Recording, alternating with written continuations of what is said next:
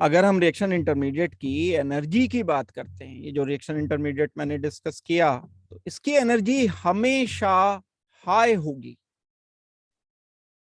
कैसे? हमने बोला कि इंटरमीडिएट अनस्टेबल होते हैं, शॉर्ट लिव्ड होते हैं, थोड़ी देर के लिए बनते हैं। अगर तो ये मैं एनर्जी लेता हूं और अगर मैं यहां रिएक्शन प्रोग्रेस करता हूं,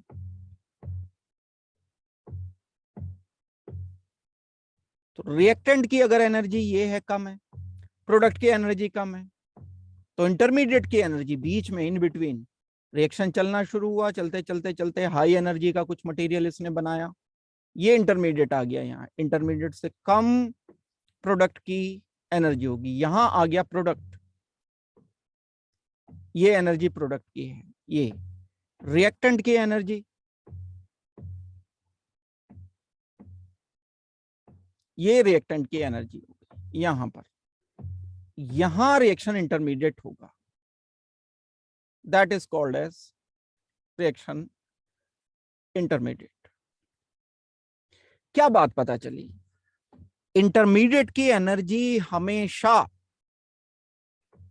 रिएक्टेंट एंड प्रोडक्ट से ज्यादा होगी। That means intermediate is always less stable then reactant and product. क्या कंक्लूजन निकला? Intermediate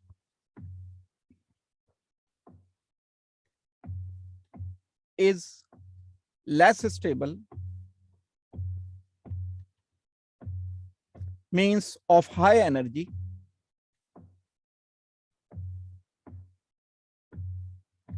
than reactant and product.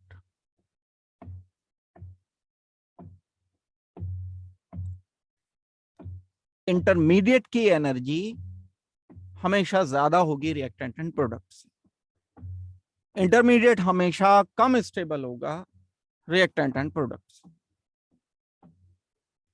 यानी कार्बोकेटाइन कम स्टेबल होगा, जो उससे जो प्रोडक्ट बनेगा उससे।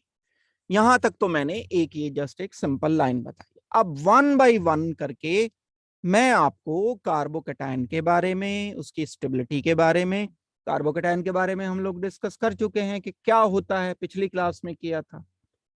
कार्बोकेटाइन का मैंने स्ट्रक्चर बताया था, वैकेंट ऑर्बिटल होता है, हाइब्रिडाइजेशन बताया था। स्टेबिलिटी को कंपेयर करूंगा मेनली इस क्लास में। जो मुझे डिस्कस करने हैं, क्वेश्चन जो आते हैं वो क्वेश्चन मुझे डिस्कस करने हैं। ये क्वेश्चन आपको एनसीईआरटी में भी गिवन है और मैं उससे कुछ एडिशनल ही क्वेश्चन आगे कराऊंगा जो आपको एग्जाम में मिलेंगे क्वेश्चंस आपको। तो वन बाय वन करके हम इसको डिस्कस करते हैं। तो अगर कार्बोकेटाइन की बात की जाए, क्या होता है कार्बोकेटाइन? शॉर्ट में अगर मैं 3-4 बातें याद करने के लिए कहूं कार्बोकेटाइन के लिए, नंबर 1 कार्बन का होना जरूरी है, नंबर 2 पॉजिटिव चार्ज होना जरूरी है कार्बन पर, नंबर 3 कार्बन पर 3 बॉन्ड पेयर्स होने चाहिए, नंबर 4 कार्बन पर एक वेकेंट ऑर्बिटल होना चाहिए।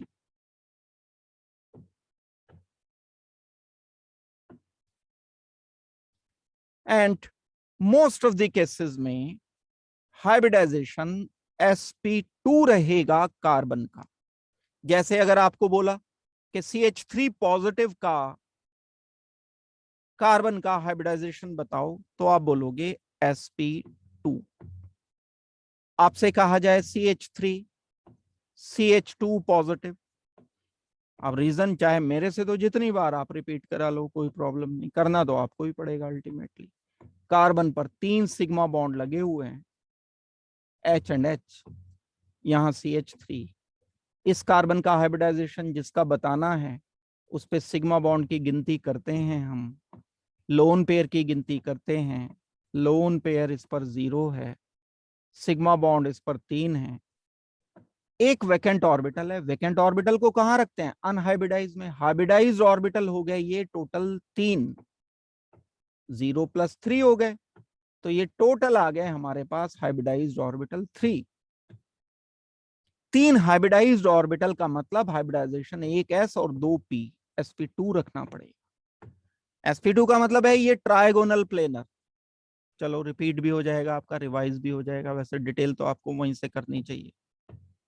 ये sp2 हो गया। अगर sp2 है, ये वाला भी sp2 है, ये भी sp2 है, ये वाला भी sp2 है, इसको मैं sp2 ये वाले को मान के चल रहा हूं, तो तीन हाइड्रोजन कनेक्ट कर लिए मैंने इससे। ये तीन हाइड्रोजन लगे हुए हैं, 1 2 एंड 3। ट्राइगोनल स्ट्रक्चर है ये, हाइड्रोजन एंड हाइड्रोजन। ट्राइगोनल का मतलब ये एक ट्राइगन एक प्लेन में लगा हुआ है और इसके बिल्कुल परपेंडिकुलर अनहाइब्रिडाइज्ड पी ऑर्बिटल है। ये वैकेंट ऑर्बिटल है, खाली ऑर्बिटल। इस खाली ऑर्बिटल की वजह से ये sp2 हाइब्रिडाइज है, पॉजिटिव चार्ज यहां एग्जिस्ट करेगा। दूसरी बार आपको ये मैंने बताया स्ट्रक्चर। तो हम बोलेंगे ये कार्बोनियम आयन का स्ट्रक्चर है। क्या बात है, क्या बात है इंपॉर्टेंट है इसके लिए? ट्राइगोनल प्लेनर है, कार्बोकैटायन इज, इसी इंपॉर्टेंट वाले बात में लिखना चाहिए। तो ये होगा ट्राइगोनल प्लेनर। ये वैकेंट ऑर्बिटल कौन सा वाला है? ये वाला वैकेंट ऑर्बिटल है, यही तो है वैकेंट ऑर्बिटल। इस वैकेंट ऑर्बिटल की वजह से ये कैसे एक्ट कर सकता है? लुईस एसिड की तरह से एक्ट कर सकता है।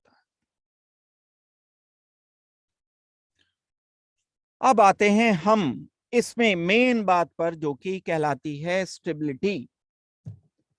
स्टेबिलिटी क्या है कार्बोकैटायन की? कार्बोकैटायन की स्टेबिलिटी हम रिलेट करेंगे इंडक्टिव इफेक्ट से। दो टाइप के इंडक्टिव इफेक्ट पढ़े हैं हमने।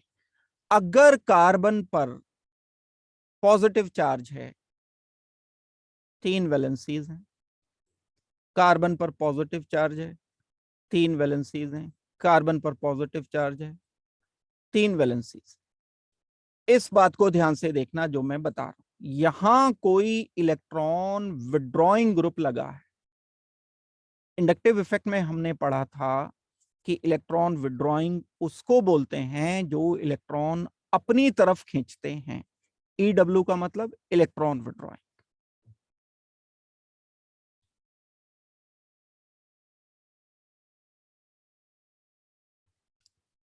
मतलब इलेक्ट्रोनेगेटिव ग्रुप।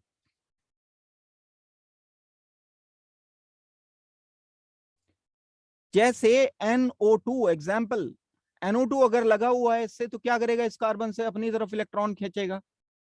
अपनी तरफ इलेक्ट्रॉन खींचेगा तो पॉजिटिव चार्ज लाएगा, पहले से ही पॉजिटिव चार्ज है, और ज्यादा पॉजिटिव हो जाएगा, स्टेबिलिटी कम हो जाएगी।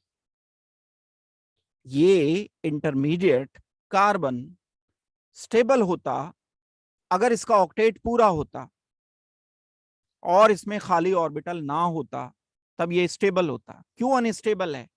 खाली ऑर्बिटल की वजह से। क्यों अनस्टेबल है? पॉजिटिव चार्ज की वजह से।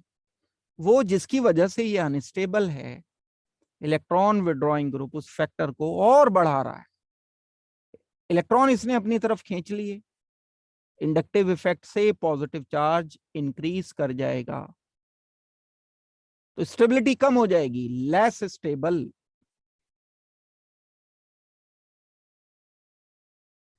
कंपैरेटिव बात हो रही है, किसके कंपैरिजन में? अगर यहाँ हाइड्रोजन है, हाइड्रोजन है, हाइड्रोजन है, हाइड्रोजन को हम ये मान के चल रहे हैं, ना तो हाइड्रोजन विड्रॉ करता है ना रिलीज करता है। आप ऐसा सोच लो, हाइड्रोजन को हम ये कंसीडर करके चल रहे हैं कि ये एक न्यूट्रल ग्रुप है, ना तो अपनी तरफ खींचता है ना ये कार्बन को इलेक्ट्रॉन देता है। लेकिन हमने दो हाइड्रोजन तो वैसे ही रखे, लेकिन एक हाइड्रोजन की जगह इलेक्ट्रॉन विड्रॉइंग ग्रुप लगा दिया। इलेक्ट्रॉन विड्रॉइंग ग्रुप क्या करेगा? इसकी स्टेबिलिटी को कम कर देगा। कौन होते हैं electron withdrawing group? NO2 group. और कौन होते हैं? CHO। और कौन होते हैं? CN, SO3H, COOH। ये सब ग्रुप इलेक्ट्रॉन विड्रॉइंग ग्रुप होंगे। ये तो एक रेफरेंस है, यानी मैं इसके कंपैरिजन में बोल रहा हूं, तो ये स्टेबिलिटी का ऑर्डर ये रहेगा। This is more stable, less stable, this is more stable. इन दोनों में अब मैं क्या करता हूं, हाइड्रोजन हाइड्रोजन ये दो तो लगे रहने दिए मैंने, इस बार एक हाइड्रोजन की जगह इलेक्ट्रॉन रिलीजिंग ग्रुप लगा दिया। ER group is called as electron releasing और electron donating.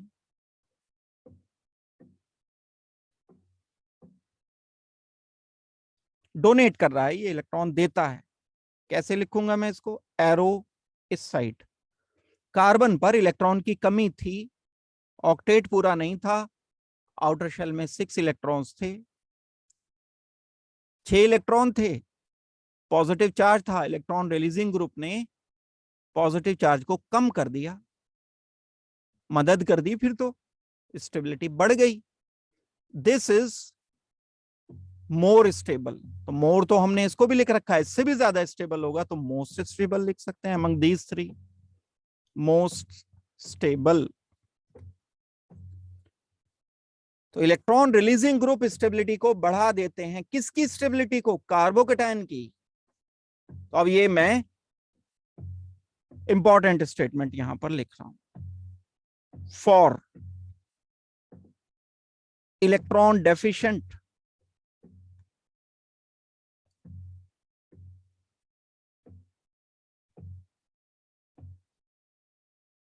Reaction intermediates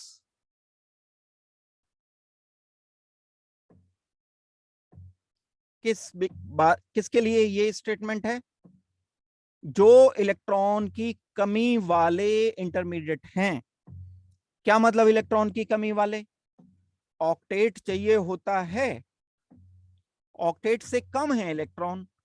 carbocation ये जो हमने लिखा है इसकी क्या फीचर्स हैं, carbon 3 bond pair, vacant orbital. जब वैकेंट ऑर्बिटल है तो आउटर शेल में इलेक्ट्रॉन्स कितने होंगे, electrons in outer shell of carbocation is 6। 6 electron होंगे आउटर शेल में। टोटल इलेक्ट्रॉन जो प्रेजेंट हैं वो 6 होने चाहिए। तो 6 इलेक्ट्रॉन, जबकि यहां कार्बन पॉजिटिव में 6 इलेक्ट्रॉन है, होता तो 8 है। तो इसका मतलब है ऑक्टेट पूरा नहीं हो रहा है। अगर ऑक्टेट पूरा नहीं हो रहा है तो ये मैंने नाम दे दिया इसको electron deficient. For electron deficient reaction intermediate, यानी कार्बोकेटायन की बात हो गई। Electron releasing group,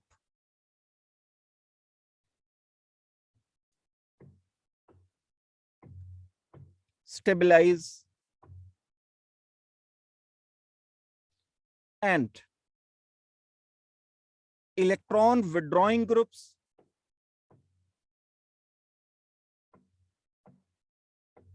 destabilize।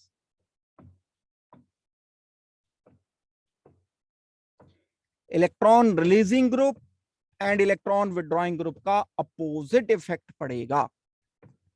कौन है इलेक्ट्रॉन रिलीजिंग ग्रुप, कौन कौन होते हैं, ऑल एल्काइल ग्रुप। ये ग्रुप भी तो याद रखने पड़ेंगे कि कौन कौन से विड्रॉइंग है, कौन कौन से रिलीजिंग है। इलेक्ट्रॉन डोनेटिंग ग्रुप हैं ऑल एल्काइल ग्रुप्स।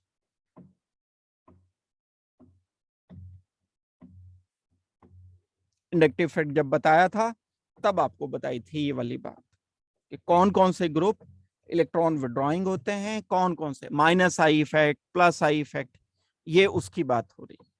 तो ये जो ग्रुप्स हैं कौन से हैं, CH3 हो सकता है इलेक्ट्रॉन डोनेटिंग, C2H5 हो सकता है, C3H7 हो सकता है। इसीलिए तो लगता है बीच में जो बच्चे आके बैठ जाते हैं और उन्हें लगता है कि हमारे समझ नहीं आ रहा है, तो भाई यहाँ से थोड़ी समझना शुरू किया है हमने। हम तो इसको बहुत पहले से समझते आ रहे हैं। इंडक्टिव इफेक्ट वाला टॉपिक किया नहीं है किसी ने, सीधे यहीं से समझोगे तो लगेगा ही नहीं समझ। कमी नजर आएगी इसमें या मेरे में कि भाई ये देखोगे नहीं कि जो पहला लेक्चर है वो पक्का किया हुआ नहीं। अगर इंडक्टिव इफेक्ट नहीं पता तो ये रिलीजिंग विड्रॉइंग क्या पता चल पाएगा आपको, नहीं पता चल पाएगा, समझ ही नहीं आ सकता है, पॉसिबल ही नहीं है। तो पहले इससे पहले वाला लेक्चर करो इंडक्टिव इफेक्ट वाला, तब जाकर के ये आगे करो, तभी हो पाएगा, तभी समझ पाओगे। तो इलेक्ट्रॉन डेफिशिएंट जितने भी इंटरमीडिएट होते हैं उनकी स्टेबिलिटी कैसे बढ़ती है, इलेक्ट्रॉन डोनेटिंग ग्रुप से। कौन है इलेक्ट्रॉन डोनेटिंग ग्रुप हमेशा के लिए, एल्काइल। विड्रॉइंग ग्रुप कौन से हैं, NO2, CN, CHO, COOH, SO3H etcetera. तो अब हम इसमें डिस्कस कर रहे हैं ऑर्डर स्टेबिलिटी का, जो सबसे ज्यादा क्लास 11 में जो सबसे ज्यादा आता है वो मैं पहले आपको बता रहा हूं कि ये किस में आता है। देखो,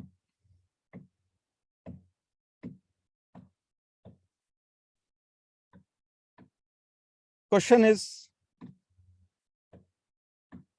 arrange stability of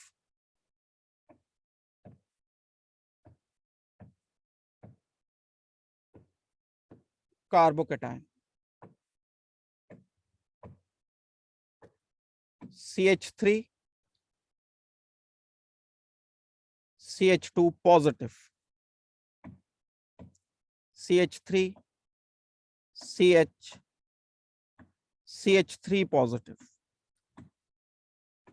CH3C CH3 CH3 positive. ये 3 कार्बोकेटाइन मैंने लिखे हैं। तो हमें क्या करना है ऐसे क्वेश्चन को सॉल्व करने के लिए, अगर हमें किसी की स्टेबिलिटी बतानी है तो ऐसे क्वेश्चन को सॉल्व करने के लिए हमें उस कार्बन पर ध्यान देना है जिस पर चार्ज है पॉजिटिव। कार्बन पर चार्ज पॉजिटिव, आप अगर इस कार्बन पर पॉजिटिव चार्ज लिख रहे हो तो क्या बचा हुआ है यहां, बाकी एक हाइड्रोजन, एक hydrogen positive and CH3। CH3 group क्या है, CH3 ग्रुप है इलेक्ट्रॉन रिलीजिंग, स्टेबिलिटी को बढ़ाता है ये, बिल्कुल ठीक बात है।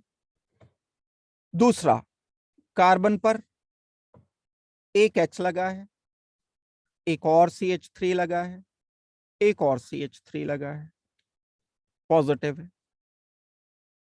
एक CH3 इलेक्ट्रॉन रिलीजिंग, इसी कार्बन पर एक और CH3 इलेक्ट्रॉन रिलीजिंग।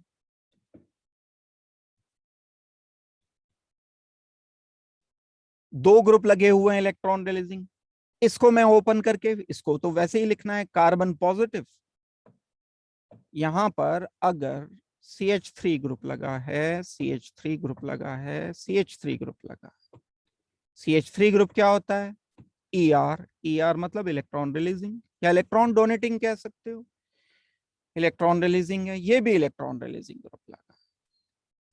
अब क्या होगा, जो इलेक्ट्रॉन रिलीजिंग ग्रुप होते हैं वो स्टेबिलिटी को बढ़ा देते हैं। इलेक्ट्रॉन रिलीजिंग ग्रुप किन्हें बोलते हैं, इलेक्ट्रॉन रिलीजिंग ग्रुप सब वो कहलाते हैं जो स्टेबिलिटी को बढ़ाते हैं। यहां स्टेबिलिटी बढ़ रही है एक ग्रुप के जरिए, यहां दो ग्रुप स्टेबिलिटी को बढ़ा रहे हैं, यहां तीन ग्रुप स्टेबिलिटी को बढ़ा रहे हैं। तीनों के तीनों इलेक्ट्रॉन, भाई अभी हमने थोड़ी देर पहले क्या पढ़ा था, इससे पहले वाली स्लाइड में ये पढ़ा था, इलेक्ट्रॉन रिलीजिंग ग्रुप क्या करेंगे, ये पढ़ो देखो line, electron releasing group stabilize carbocation, electron withdrawing group destabilize करेंगे कार्बोकेटाइन को। तो स्टेबिलिटी बढ़ रही है, यहाँ स्टेबिलिटी 3 गुना बढ़ रही है, एक बार स्टेबिलिटी बढ़ी, 2 बार बढ़ गई, 3 बार बढ़ गई, यहाँ सिर्फ 2 बार बढ़ी स्टेबिलिटी, यहाँ एक बार बढ़ी। तो क्या ऑर्डर रहेगा, स्टेबिलिटी सबसे कम इसकी रहेगी, इससे ज्यादा स्टेबिलिटी इसकी रहेगी, सबसे ज्यादा इसकी रहेगी।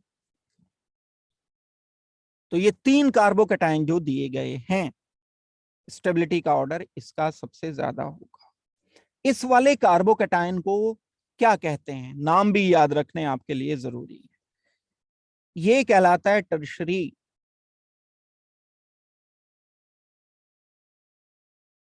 टर्शरी क्यों कहते हैं, उस कार्बन को टर्शरी कहते हैं जिस पर 3 अल्काइल ग्रुप लगे हैं। इस कार्बन को टर्शरी कार्बन कहते हैं। ये कार्बन टर्शरी कार्बन है क्योंकि इससे 3 अल्काइल ग्रुप लगे हैं। एक अल्काइल, मिथाइल तो अल्काइल ही होता है, ये भी मिथाइल है, ये भी मिथाइल है, तो टर्शरी कौन सा है? ये 1 2 3 4 4 कार्बन है। 4 कार्बन वाले साइड ग्रुप को बोलते हैं ब्यूटाइल, ब्यूटेन नहीं, ब्यूटाइल। CnH2n+2 थोड़ा ही है, CnH2n+1 है, तो tertiary butyl carbocation.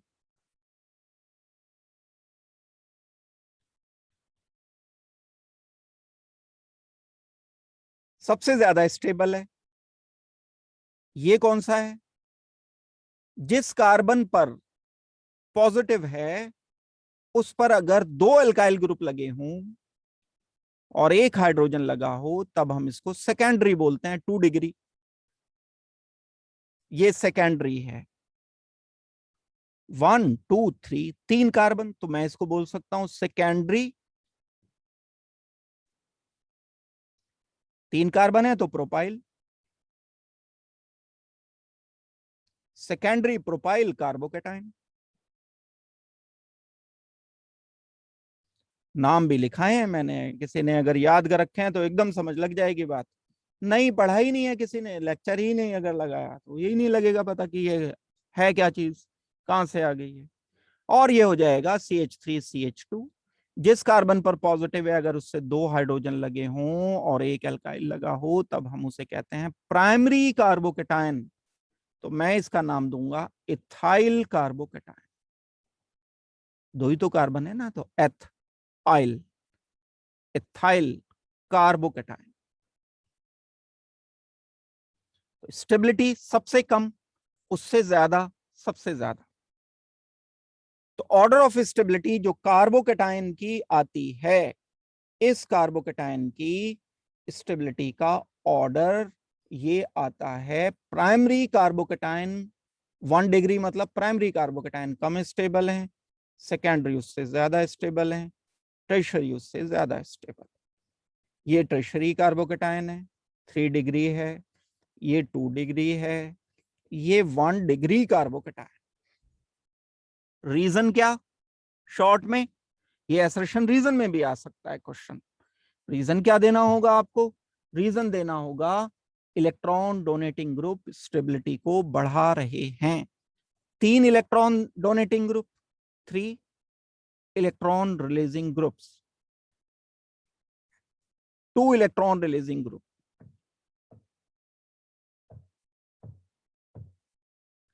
1 electron releasing group.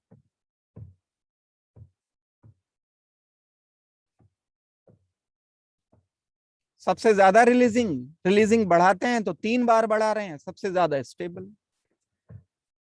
ऐसे ही आपको अलग अलग तरह से प्रॉब्लम दी जा सकती है। आपको अगर बोला जाए कि एक कार्बन पॉजिटिव ये है, अब इसके साथ लगा हुआ है NO2, इसके साथ लगा हुआ है NO2, इसके साथ लगा हुआ है NO2, एक कार्बन पॉजिटिव फिर है, यहां पर ग्रुप लगा हुआ है NO2, यहां पर लगा हुआ है NO2, यहां पर लगा हुआ है H, यहां कार्बन पॉजिटिव है, यहां पर लगा हुआ है CH3, यहां पर लगा हुआ है CH3, यहां पर लगा हुआ है H, एक और कार्बन पॉजिटिव, यहां लगे हुए हैं 3 CH3। स्टेबिलिटी के ऑर्डर को डिसाइड करना है। The question is arrange following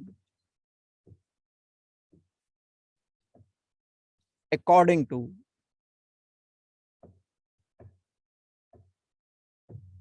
stability। क्या फैक्ट पढ़ रखा है आपने? Electron withdrawing groups destabilize carbocation,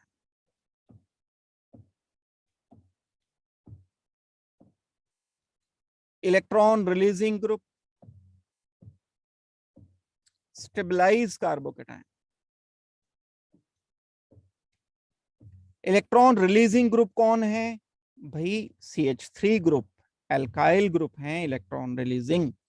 ये है रिलीजिंग, ये है रिलीजिंग, ये है, ये रिलीजिंग है, ये रिलीजिंग है।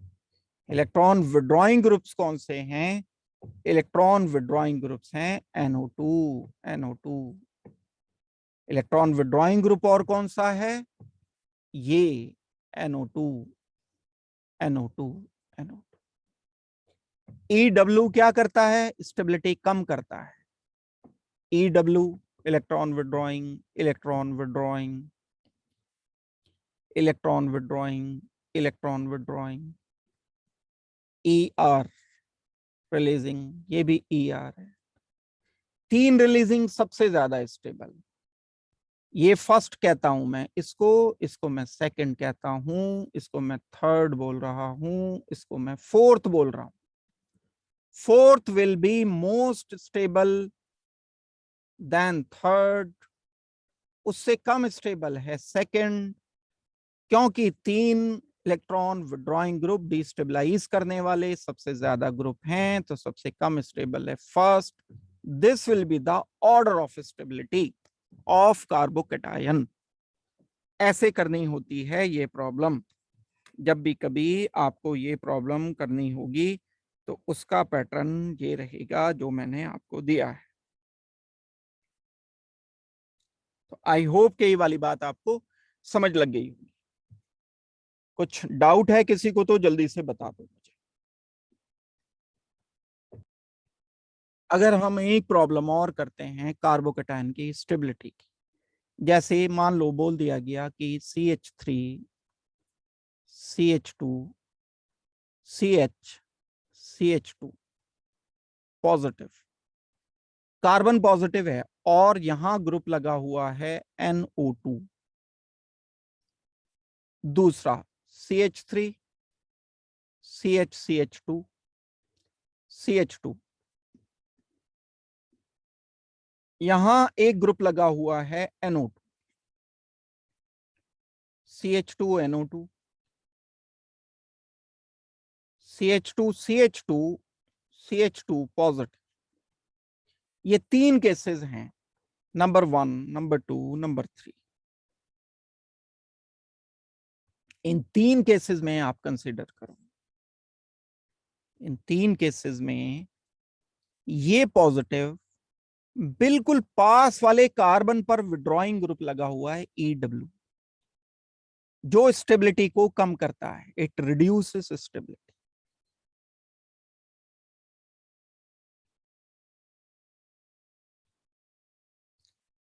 कार्बन पॉजिटिव के पास वाले कार्बन को छोड़कर दूर लगा हुआ है, डिस्टेंट है, EW ग्रुप है, also reduces stability.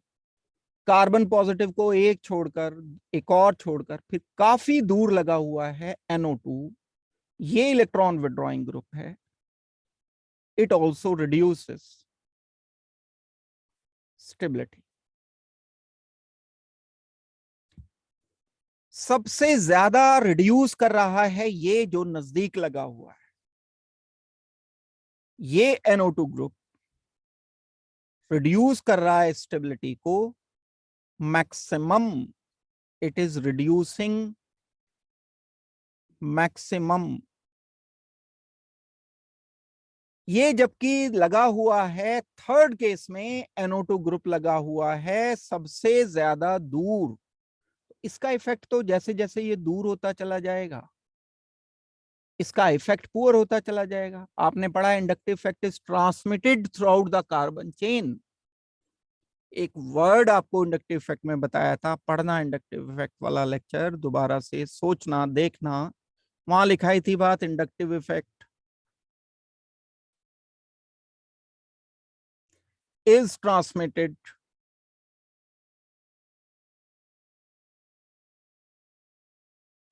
throughout the carbon chain।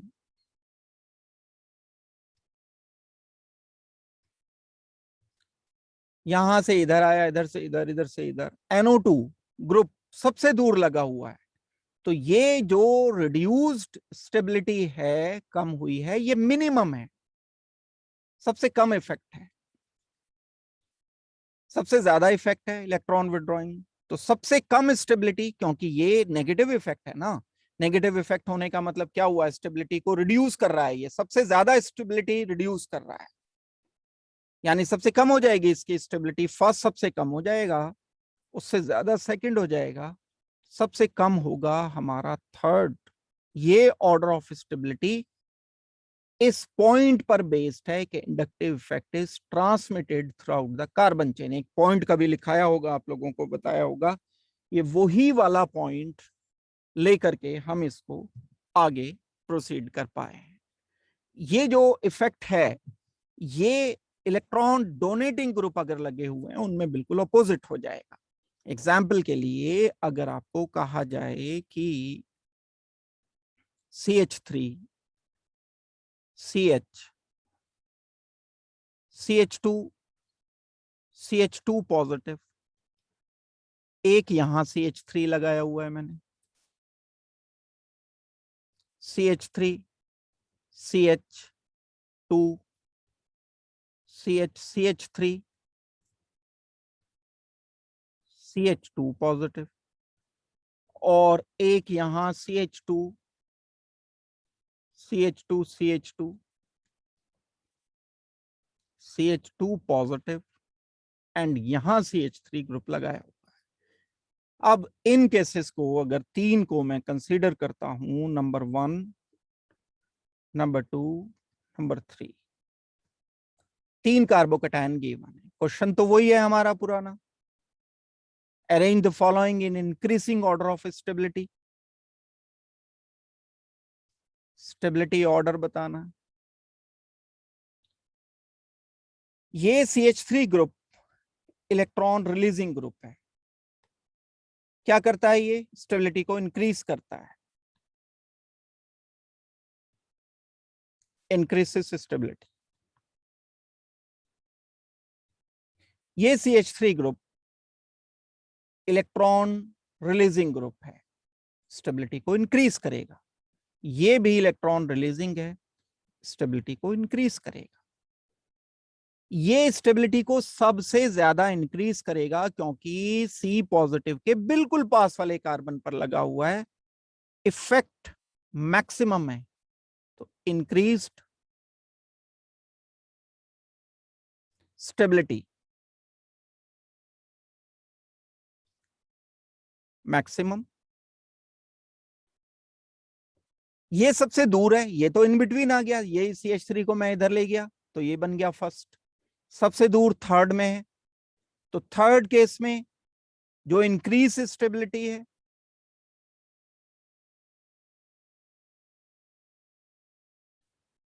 क्योंकि सबसे दूर है ये, तो ये मिनिमम है, दैट मीन सबसे कम इफेक्ट है। सबसे कम इफेक्ट है तो सबसे कम स्टेबल होना चाहिए थर्ड। थर्ड को बोलोगे सबसे कम स्टेबल, सबसे ज्यादा स्टेबल, क्योंकि ये तो मैक्सिमम है, इंक्रीज स्टेबिलिटी मैक्सिमम, तो सेकंड सबसे ज्यादा स्टेबल है। बचा हमारे पास ये फर्स्ट, तो इन बिटवीन आएगा। ऑर्डर ऑफ स्टेबिलिटी हमें ये लिखना। तो अगर देखो, अगर मैं इन तीन को कंपेयर करता हूं तो ये तीन में ये भी प्राइमरी है, ये भी प्राइमरी है, ये भी प्राइमरी है। जिस कार्बन पर पॉजिटिव चार्ज है उस पर दो हाइड्रोजन, जिस कार्बन पर पॉजिटिव चार्ज है उस पर दो हाइड्रोजन। अब हम इसे प्राइमरी सेकेंडरी टर्शियरी के बेस पर नहीं कर सकते। यहां inductive effect is transmitted through out the carbon chain, इस बेस पर मैं कंपैरिजन कर पाऊंगा। डन हो गई बात, ये समझ लग गई होगी सबको बात। तो हम क्या बेसिस लेकर के चल रहे हैं, कार्बोकैटायन इलेक्ट्रॉन डेफिशिएंट होता है। जो इलेक्ट्रॉन डेफिशिएंट होते हैं उन केसेस में ध्यान दो इस बात पर, जो इलेक्ट्रॉन डेफिशिएंट ग्रुप्स होते हैं, इलेक्ट्रॉन डेफिशिएंट ग्रुप में क्या होगा, इलेक्ट्रॉन रिलीजिंग ग्रुप स्टेबिलिटी को बढ़ा देंगे, इलेक्ट्रॉन विड्रॉइंग ग्रुप स्टेबिलिटी को कम कर देंगे। कौन है इलेक्ट्रॉन डेफिशिएंट? इलेक्ट्रॉन डेफिशिएंट है कार्बोकैटायन, इलेक्ट्रॉन डेफिशिएंट है free radical. Free radical and carbocation में दोनों में एक जैसा प्रभाव आता है, एक जैसा इफेक्ट आता है। तो मैं अब ये जो लाइन लिख रहा हूं, like carbocation free radical is also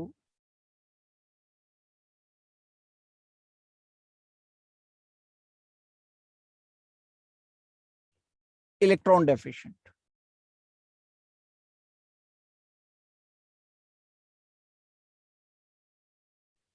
क्या मतलब है इलेक्ट्रॉन डेफिशिएंट का? इलेक्ट्रॉन की कमी है, इलेक्ट्रॉन कम रह गए, 8 से कम रह गए भाई।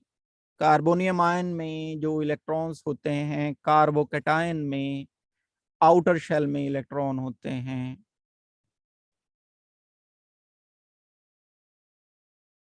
6, एंड फ्री रेडिकल के आउटर शेल में इलेक्ट्रॉन्स होते हैं 7। तो ये भी, इस इलेक्ट्रॉन की कमी इसमें भी है, एंड इलेक्ट्रॉन की कमी आउटर शेल में इसमें भी है। तो जैसे कार्बोकैटायन बिहेव करता है, ऐसे ही फ्री रेडिकल बिहेव करता है। कैसे बिहेव करता है कार्बोकैटायन? ऐसे करता है, CH3 CCH3 CH3 पॉजिटिव, क्योंकि ये टर्शरी है। अभी एक प्रॉब्लम करके हटे हैं हम, इलेक्ट्रॉन डोनेटिंग ग्रुप स्टेबिलिटी को बढ़ाते हैं तो टर्शरी ज्यादा स्टेबल था। जैसे ये स्टेबल था, ऐसे ही फ्री रेडिकल टर्शरी सबसे ज्यादा स्टेबल होगा। CH3 CCH3 फ्री रेडिकल आप जानते हो, डिटेल से हमने किया है। आउटर शेल में 7 इलेक्ट्रॉन्स होते हैं फ्री रेडिकल के। जिसे फ्री रेडिकल नहीं पता है उसको ये बात समझ नहीं लगेगी। Tertiary free radicals are most stable in comparison of secondary free radical. Secondary free radical ये होते हैं H, ये 2 डिग्री, और प्राइमरी फ्री रेडिकल इससे भी कम स्टेबल होंगे, CH3 CH2 फ्री रेडिकल। ये है प्राइमरी फ्री रेडिकल।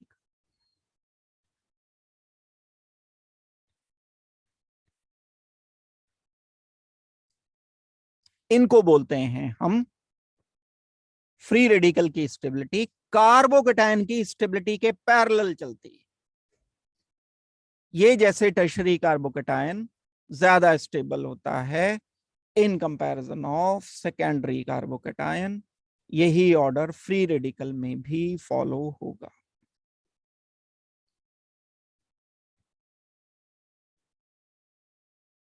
यहां पॉजिटिव लिखना है, ये मैंने गलत लिख दिया थोड़ा सा,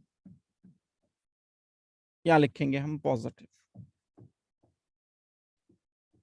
इसी तरह से अगर हम किसी और एग्जाम्पल को करते हैं, अभी हमने carbon carbon carbon carbon positive लिखा था, यहां NO2 लिख दिया था, इसको लीस्ट स्टेबल बताया था, उससे ज्यादा स्टेबल बता दिया था मैंने इस NO2 को, और कार्बन पॉजिटिव को बड़ी डिटेल से इसे एक्सप्लेन करते हुए मैंने आपको ये बात बता दी थी।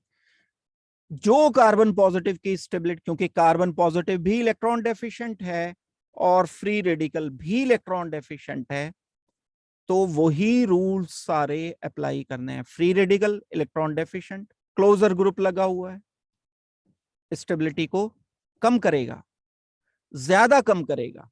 क्लोजर लगा हुआ है, इफेक्ट इज मैक्सिमम, सबसे कम स्टेबल, थोड़ा सा बढ़ गई स्टेबिलिटी, थोड़ा NO2 ग्रुप दूर चला गया, इसे थोड़ा शांति मिल गई, और ये दूर चला गया फ्री रेडिकल से, तो ये बिल्कुल आराम से स्टेबिलिटी के आनंद लेगा।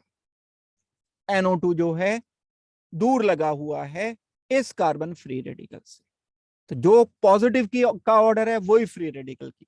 इलेक्ट्रॉन डोनेटिंग ग्रुप अगर होते, मान लो इन्हीं केसेस में, सेम केस में लेता हूं, यहाँ कार्बन कार्बन H लगाओगे, देखो मैं लिख नहीं रहा हूं, मैं कार्बन स्केलेटन लिख रहा हूं, फ्री रेडिकल है।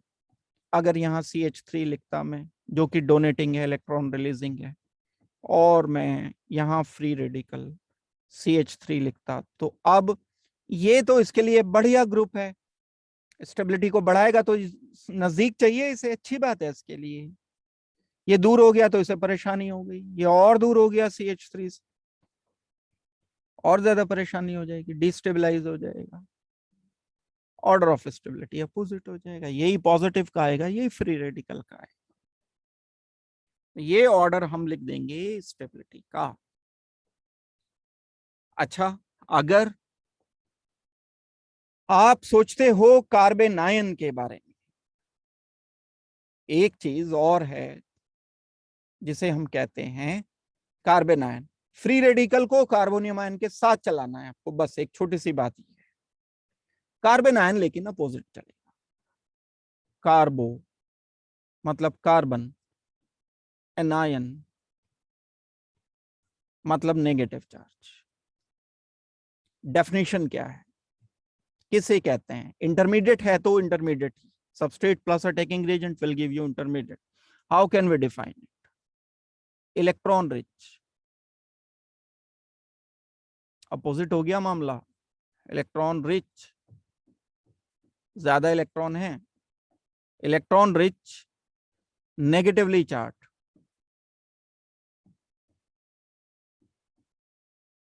Carbon species.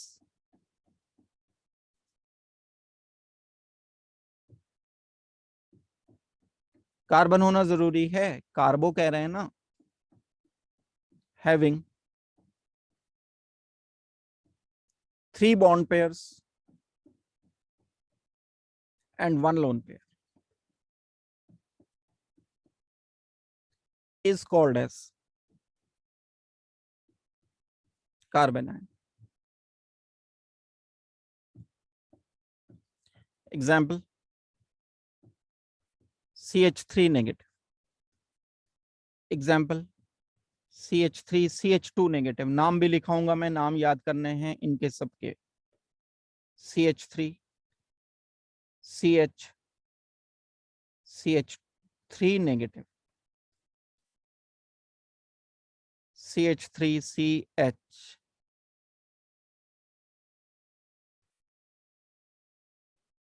इन तीनों पोजीशंस पर लिख दोगे CH3 एंड यहां पर लिखोगे नेगेटिव चार्ज। ये मिथाइल कार्बेनायन, ये ethyl कार्बेनायन,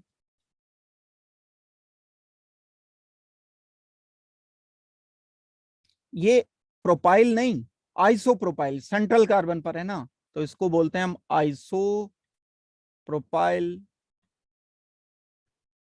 कार्बेनायन, carb anion. Tertiary butyl,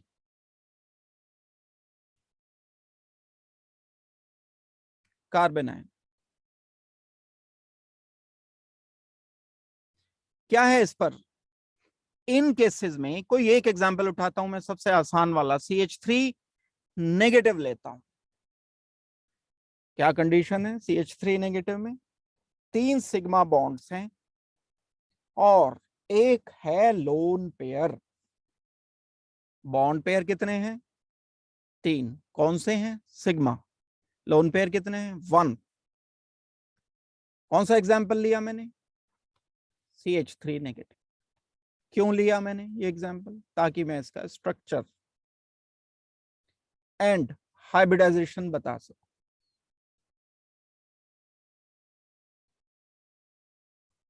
carbon है, H है, H है, H है, एक लोन पेयर है, ऑक्टेट पूरा है इसका।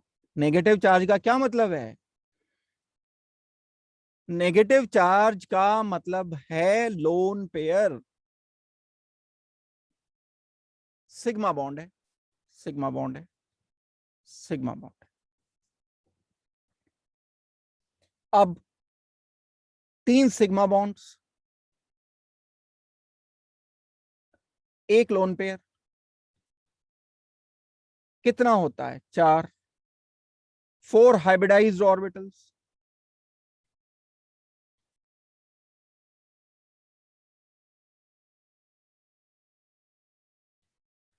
तो क्या करेंगे हम? sp3 हाइब्रिडाइजेशन लिखेंगे। अमोनिया पढ़ा होगा कभी जीवन में, NH3 एक लोन पेयर होता है, 3 बॉन्ड पेयर होते हैं। नाइट्रोजन sp3 टेट्राहेड्रल, एक लोन पेयर, 3 बॉन्ड पेयर, बिल्कुल वही है, ditto, copy, copy paste, photocopy. Iso electronic है, अमोनिया का आइसो इलेक्ट्रॉनिक है, CH3 नेगेटिव। तो sp3 बनेगा तो कैसा बनेगा? कार्बन टेट्राहेड्रल लिखेंगे ना हम। टेट्राहेड्रल कैसा होता है? बिल्कुल ऐसा जैसा टेट्राहेड्रल होता है, ऐसा ही होता है टेट्राहेड्रल। एक ऑर्बिटल में आ गया लोन पेयर, यहां पर आ गया H, यहां पर आ गया H, यहां पर आ गया H, CH3 यहां आएगा नेगेटिव चार्ज। तो होना चाहिए था टेट्राहेड्रल, लेकिन एक पोजीशन पर क्योंकि आ गया लोन पेयर, तो नजर कैसा आएगा? नजर तो पिरामिड जैसा आएगा, इतना आएगा। ये लोन पेयर का तो अपना कोई डायरेक्शन नहीं है, तो it is called as pyramidal.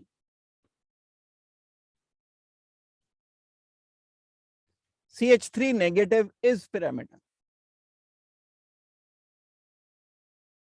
Hybridization sp3, ये है मेन बात। मेन बात मतलब हमें ये डिसाइड करना है कि हाइब्रिडाइजेशन क्या रहेगा। हाइब्रिडाइजेशन यहाँ कार्बोकेटाइन में तो sp2 है, फ्री रेडिकल में तो sp2 है, कार्बन आयन में CH3 नेगेटिव में हाइब्रिडाइजेशन sp3 रहेगा। अगर हम अब बात करते हैं स्टेबिलिटी की, तो ये तो है इलेक्ट्रॉन रिच, इलेक्ट्रॉन की कमी थोड़ी ही है इसके पास, नेगेटिव है, बिल्कुल ऑपोजिट इफेक्ट। यहां इलेक्ट्रॉन रिलीजिंग ग्रुप तो वो होते हैं जो इलेक्ट्रॉन देते हैं, पहले से नेगेटिव है, और इलेक्ट्रॉन देने वाला ग्रुप लगा हुआ है, तो डीस्टेबलाइज करेगा। क्या कंक्लूजन मैं निकाल रहा हूं? Electron releasing groups destabilise carbon ion. Carbon ion को डिस्टेबलाइज करेंगे इलेक्ट्रॉन रिलीजिंग, कार्बोनियम आयन को स्टेबलाइज करेंगे। अपोजिट इफेक्ट आने वाला है इसका। जबकि अगर मैं एक रेफरेंस लेता हूं, कार्बन नेगेटिव, हाइड्रोजन हाइड्रोजन लिख दिया मैंने, CH3 नेगेटिव, और कार्बन नेगेटिव के साथ इस बार मैंने कोई एक ग्रुप ले लिया, electron withdrawing group. Carbon negative था, इसे खराब लग रहा था इस नेगेटिव की वजह से, विड्रॉइंग ग्रुप आ गया, तो इसने कुछ मदद कर दी। जैसे कोई अगर अपना वेट लेके जा रहा है, वजन, कोई रेलवे स्टेशन पे, एक हाथ में बैग, एक में बैग है सर पे, तो कोई आके मदद कर दे कि भाई एक बैग थोड़ी देर के लिए मुझे पकड़ा दो, मैं ले जाऊंगा, तो ये अपनी तरफ विड्रॉ कर लेता है, खींच लेता है, तो नेगेटिव चार्ज कुछ कम हो जाता है, स्टेबिलिटी बढ़ जाती है। Electron withdrawing group